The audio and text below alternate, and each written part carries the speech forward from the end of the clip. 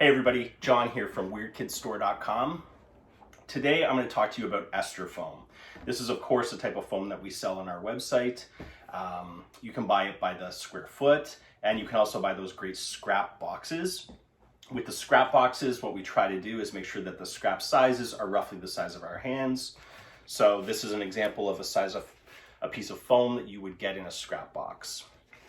This foam is great when you want something to be soft and squishy and have that sort of real tactile feel. I also use it sometimes to make a mascot head. For example, this one was entirely made out of Esther foam, so it's nice and squishy. And that is because I was concerned that the performer might wipe out or might have to stumble when they do different stunts. So this was just like a safety reason for using Esther foam on that head.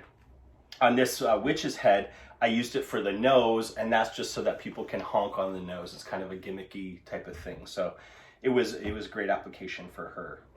Now with Esther foam, it's visually very similar to Ethafoam.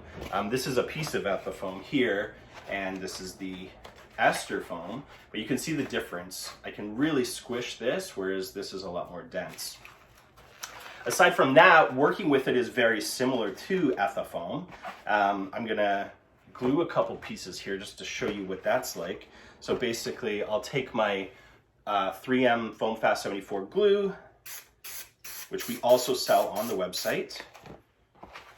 I'll spray a little on both sides of the foam. I'm gonna let the glue sit and get tacky before I put the two pieces together. And while that's going on, I will show you what it's like to carve the foam. I've got a nice fresh Olfa blade here, and I'm just cutting through the foam, as you can see. Comes off fairly easily. Once I get a shape that I'm happy with, and I've carved out as many of the sort of cut lines from the blade, I can take my rasp and I can just rasp out those lines to make it a little more smooth. And there you go, that's what it's like to work with Esther foam. Another thing that I make out of it is a tail, like tails for mascots. And that's again so that people can walk up and they can sort of squish the tail and have fun with it. Also, if the performer swings around and hits somebody, it's gonna be nice and soft for them. Okay, now that the glue is a little bit more tacky, I'll show you what it's like when the two pieces come together.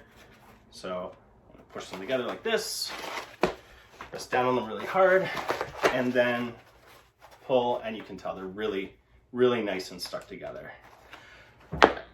Another tip with the glue is that you should try to let it sit for about 24 hours just to make sure that glue cures and gets nice and hard. Again, that's just so that your Olfa blade doesn't get too gummed up when you're trying to carve through it.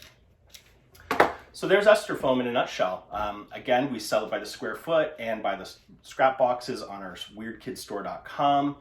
Once you get it, if you purchase it and you make a project out of it, I'd love to see what you're making. Feel free to share that with us on our Instagram page and our Facebook page.